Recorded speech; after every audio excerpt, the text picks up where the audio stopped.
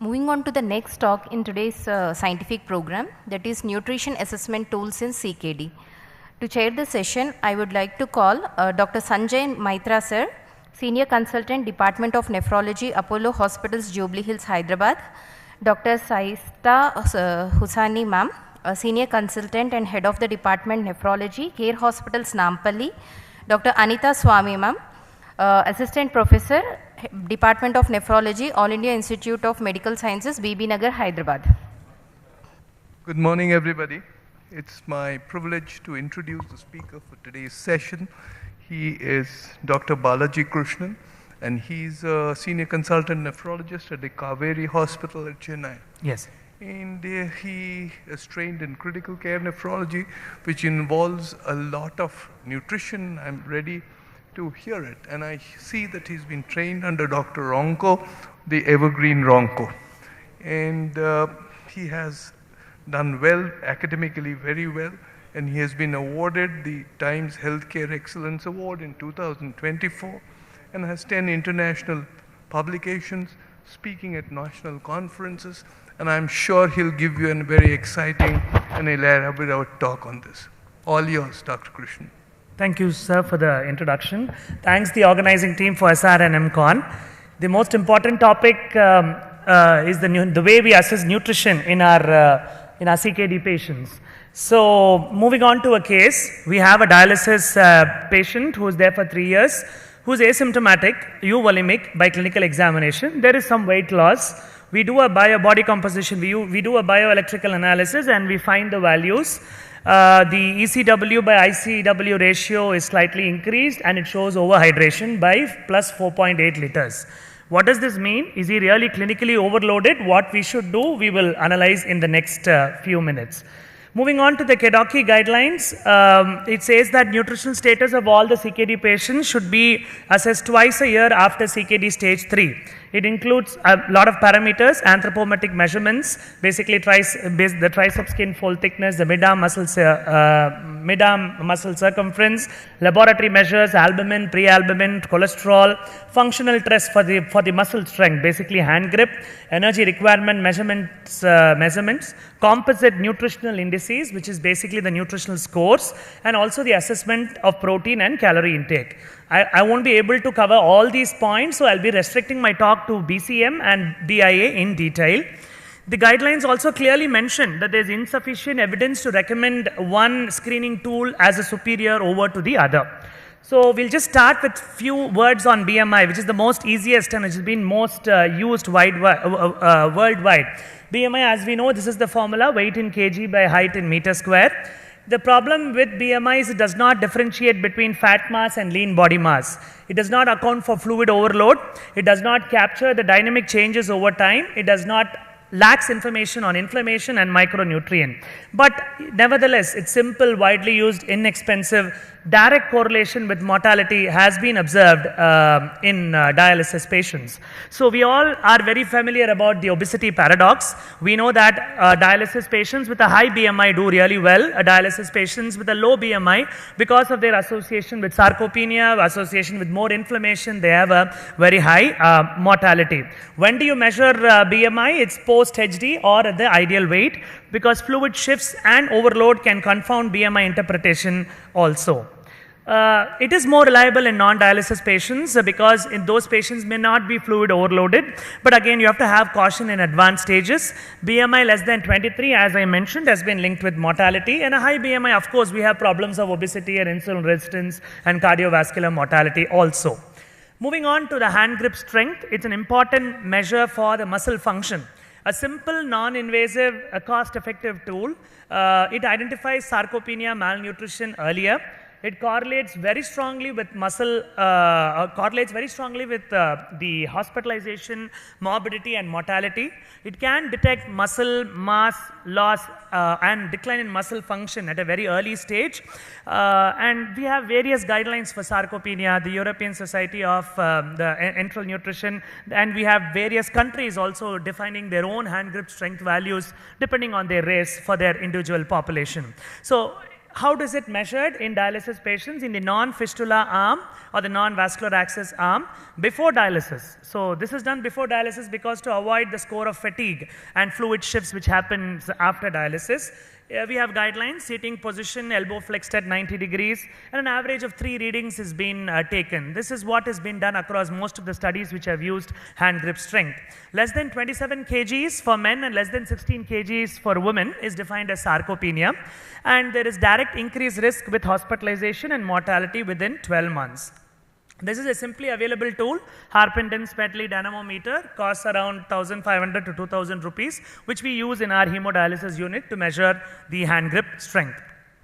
In the non-dialysis CKD, a low hand grip strength predicts faster progressions to ESKD, and this precedes the changes in the body composition. Moving on to the scores in about 1 or 2 minutes.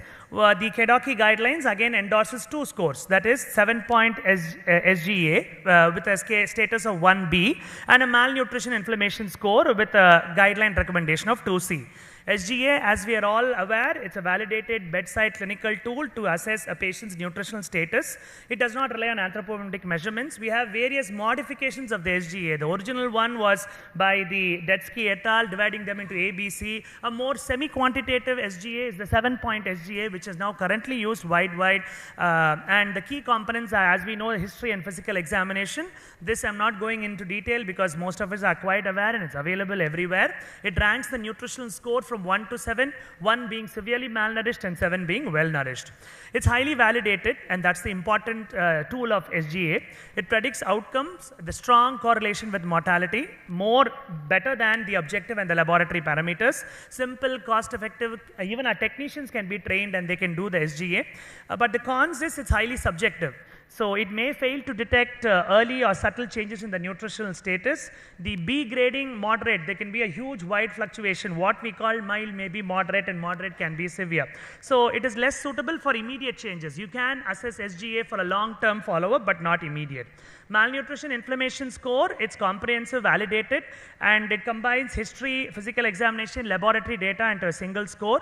This is the study done by me, and I have compared the malnutrition inflammation score with the SGA, and I found that such a cumbersome score like MIS did not add benefit to the SGA, but however, it did correlate very well with mortality and morbidity. The BCM, the body composition monitoring, we do have a lot of ways of doing it. The gold standard is, of course, the DEXA scanning, which has been recommended.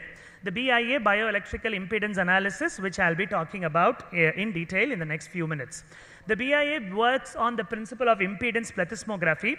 It considers that it measures the impedance of electric current in a body. So the body is considered a cylinder and we pass electric current and you measure the impedance to it.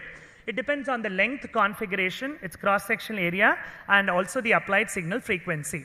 So based on this, BIA, biological tissues are divided into 3: conductors, semiconductors, and insulators. So electrical conduction in the body is of the ionic type and depends on the concentration of the ions. So what we should know about BIA is there's something called lean tissue mass and fat-free mass. Lean tissue mass contains a lot of water and electrolytes, which includes the muscles, and it's highly conductive, whereas the fats and the bones are very, very poor conductor. Since the electrical current flows through the path of least resistance, so the total body fluid and muscle offers the predominant resistance to the current, and that is the fat-free mass. So as we can see in this diagram, we have measurements of how the BIA is done. And the diagram on the right side shows how easily a low frequency goes only in between the cells, and whereas if you want details about the intracellular water, we use a high frequency, which I'll be telling about in detail in the next few slides. So resistance and reactance, these are the 2 parameters which are measured by most of the BIA devices.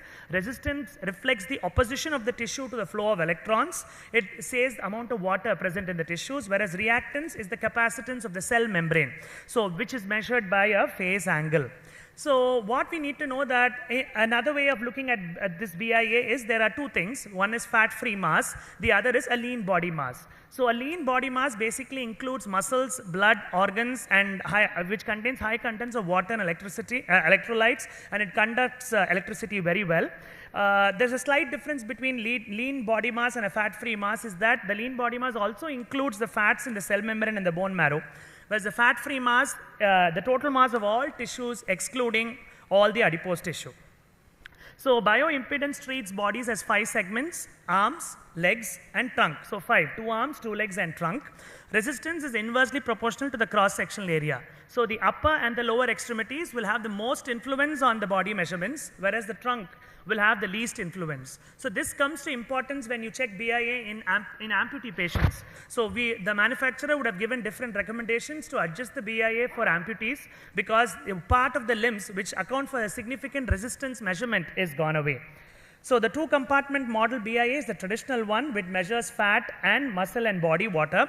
We should know that if at all there is an increase when there is overhydration, the fat-free mass may be high. It may give a false sense of good muscle nutrition.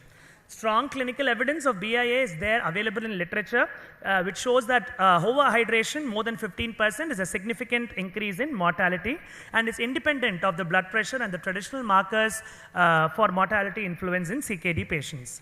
The stethoscope tells what you hear, but the BIA tells what you have missed, and it becomes very important. So there are 3 types: single frequency, multiple frequency, and a bioimpedance spectroscopy. As this diagram clearly says, the single frequency is basically analyzed on the 2-compartment model. So we have the fat-free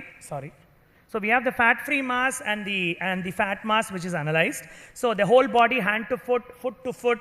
We also have hand-to-hand measurements of electrolytes in single frequency. Whereas the multiple frequency, it helps us to analyze the segmental bioimpedance, and we have something more advanced which is called bioimpedance spectroscopy, where we use a 8-point whole segmental body is analyzed, and the body is divided in, and the results are into 3 types, which calculate something called overhydration, which is very important in our clinical practice. It also gives lean tissue mass, adipose tissue mass. So these are the 3 types of BIAs what is clinically available. The only disadvantage with a single frequency BIA is that it cannot differentiate between the extracellular water and the intracellular water, and it is not valid in cases of altered hydration. So this is the single frequency is the one which goes in between the cells, and if you need to measure the intracellular water, we need a high frequency or a multi-frequency BIA. Now these are the various multi-frequency BIA machines what we use. The various frequencies used are from 0 to 500. It estimates the fat-free mass, the total body water, ICW, and the ECW. Now this is available in our diabetology department. This is a multi-frequency BIA, but it does not calculate fluid. So for the fluid status, it needs a combination of bioimpedance spectroscopy and multi-frequency BIA. There are special models. We have to use Cole equation to derive the overhydration plot, and hence in this BCM, the overhydration is not reported. So this may not be useful for our CKD dialysis patients. We need special BCM machines with a overhydration calculation with a bioimpedance spectroscopy, as I mentioned. So as I just mentioned, it uses the Cole equation, and it established a concept of relative overhydration, which is measurement of fluid overload. Let's talk about the ECW to total body water ratio. Now this is an important parameter measured by the BIA devices using bioimpedance spectroscopy. The normal range is typically 0.36 to 0.39. A ratio more than 0.39 indicates excess fluid, or it can also indicate inflammation and sarcopenia. So this is quite important.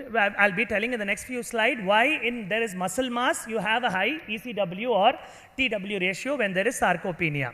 So it has been validated by many studies, where especially a study done in AKI and cardiac surgery patient, Dr. Georgie Sir's study, where they found that high ECW by total body weight, there is more risk of AKI. So now this is an important slide to understand how the normal ECW by TBW ratio and what happens when there is a ratio which is increased. If you see the graph on the right hand side, edematous states we have increased ECW, but in a sarcopenic state where there is loss of muscle mass, there is decreased intracellular water. Now BIA, muscle mass is mainly ICW. This is how the BIA has been tuned. So if there is sarcopenia, there is decreased intracellular water, which in turn increases your ratio of ECWB by total body water. So I'll come back to the case example in the next 1 minute. The phase angle is the direct reliable marker of cellular health, integrity, and function.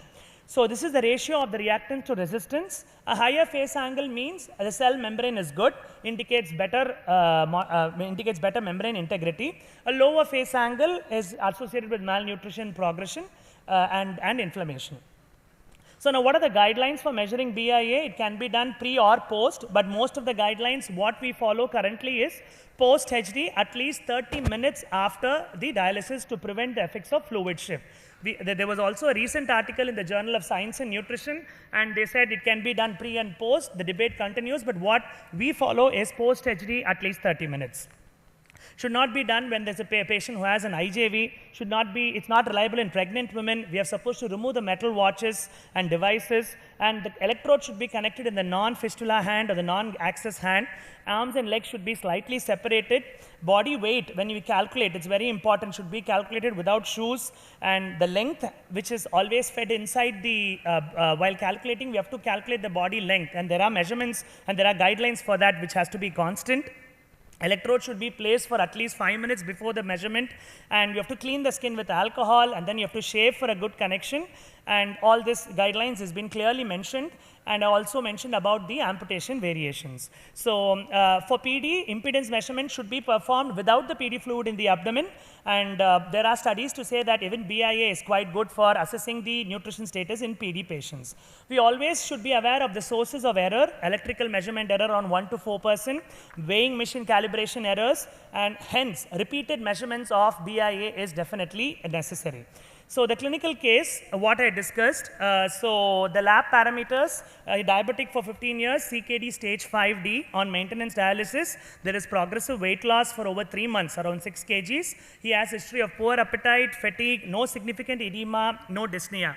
The lab parameters, when we checked, the BMI was 18.2, which was low. The mid-arm circumference is reduced, which in turn suggests poor anthropometric measures. Albumin is reduced. Clinical edema was absent, and the BP is 110/70. The bioimpedance findings, which was done, shows an ECW by ICW ratio, which is increased. The normal is 0.39, and it also showed overhydration. So the BIA machine showed fluid overload, but there is a mismatch between the BIA and the clinical assessment.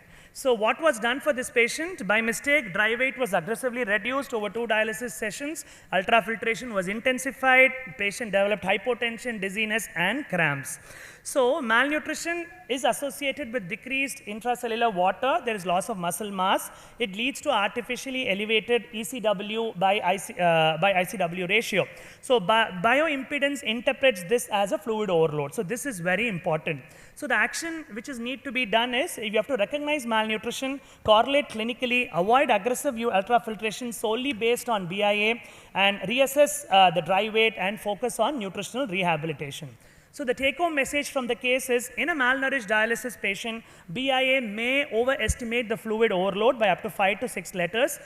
Treating this number may lead to hypovolemia.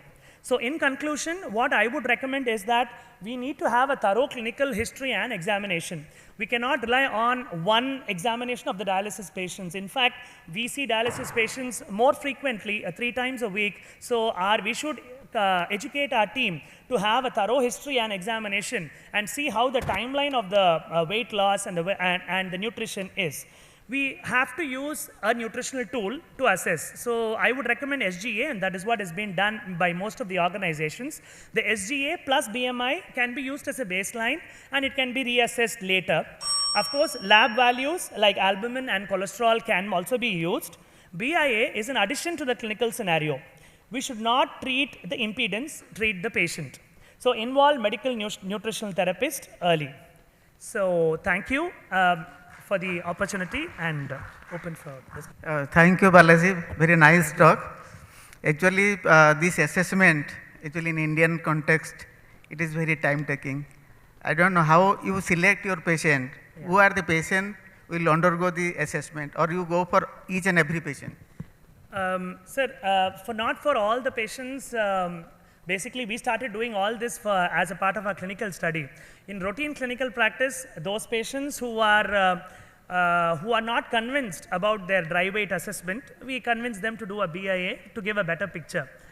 And of course, as I said, we just don't rely only on the BIA. We look at the overall. Suppose a BIA for a patient showed plus 5 liters, but the patient is quite dry, and he does not say the patient is having low blood pressure at the end of dialysis. I won't fully rely on the BIA. So, as I said, a repeated measurement of BIA in a combination with all other nutritional parameters and history will help us guide this. Are you doing on pre-dialysis or post-dialysis? We have done only on dialysis patients. No, pre-HD or post-HD? Post-HD after 30 minutes. 30 minutes. Yeah. So, what will recommend for Indian doctors to minimum which parameter you have to check? Minimum. In the bioimpedance analysis, you mean? Bioimpedance and this nutritional assessment, minimum these things has to be done. Yeah, so the overall recommendation would be to do a baseline BIA, have a SGA which is being assessed every 3 months on dialysis patients, and keep following them on the nutrition with a medical nutritionist therapy. BIA, I would recommend if there is some confusion when there is a lack of ability to remove the fluid, when there is the patient is losing weight, to assess the muscle mass and sarcopenia. I would use BIA as an adjunct tool, not as a routine clinical tool so far. In your practice, who does all these BIA estimations? The BIA estimation we and have hand grip strength. Yeah. It has been done by my dialysis technicians whom we have trained them. Okay, so I think ideally, I don't know how many of us we do regular nutritional assessment tools we utilize in our units, but what I feel is few patients are there who they are not taking, the appetite is not good, despite you investigating everything, we don't find any reason why the patient's losing weight, and I think those special category of patients would definitely help by nutritional assessment, and Yes. we can improve the nutrition in that regards. That's what I feel. Thank you. Agreed. Sure. We use bioimpedance very frequently at Apollo hospitals here, and the clinical, the dietitians do SGA assessment also. But one thing I learned, combining the two, because I think we were a little over dependent on our bioimpedance analysis, and that's what I learned. One quick question for Yes. you. You mentioned the point that patient with an IJ line should not be having a bioimpedance. But, I wasn't sure. No, those were the guidelines given by one article on that, but we have many patients on jugular catheter whom we have used, but I was not sure why it was... Just didn't understand what's going on. There was, I don't know why the article had quoted it, but most of our patients whom we did BIA, they were on a perm cath or on a temporary IJV itself. Excellent talk, Dr. Balaji. I just have one question that, like in the example you showed, in the patients who are not volume overloaded, would DEXA be the preferred tool over BIA? Yeah, DEXA is always the gold standard. That's what the lot of evidence says. The DEXA would be a gold standard. It will give you a clear assessment of all the nutritional compartments in the body. And it may even detect early. There are studies to say that DEXA predicts the muscle mass, the muscle composition, the fat composition loss earlier than the BIA also. I did find few articles on that. I would still recommend DEXA as the gold standard, but there are not much of studies based on DEXA and CKD. It has been more, I could find literature of more of BIA on dialysis patients more than DEXA. So. In our institute, the DEXA scan is available recently, but it is very, very costly. So Yes, sir. that's one of the things. Yeah. And is there a quick algorithm? I mean, you said the bioimpedance analysis should be done after 3 months of starting dialysis, after the initial turbulence is over? As far as the Kedaki guidelines consider, they do recommend BIA as an adjunct. This thing, there's no particular algorithm or a timeline to say that you should do BIA after a few months. But generally, we give some time for the ideal weight to be established, and then probably we could take it forward. Just for the benefit of everybody of Yes, us, ma'am. any idea how much the machine costs, BIA machine? We are yet to purchase this machine. This was given as a sample. So far, all the studies what we have done, the InBios, the handheld, the watch-based this thing which has been done by, I think, in... No, we have the Fresenius machine, and if I remember right, around... Please allow us around also 4 to ask point- questions. Sorry? Please allow us also to ask questions. Very nice presentation. sir. Do we have any standard for hand grip strength in Indian population? We are just blindly following what the Westerners say. Yeah. Do you have anything with that? There is a study published from Hyderabad. I think I did go through that. Healthy Indian population, both male and female. Oh, okay. That's what I'm asking. Because you download a lot of things which are not applicable to Indian population. Yeah, yeah. Because our muscle strength is much less than the Africans, Caucasians, and Americans. Yes, sir. Yes, sir. Thank you, sir, for such an excellent and informative presentation. Thank you.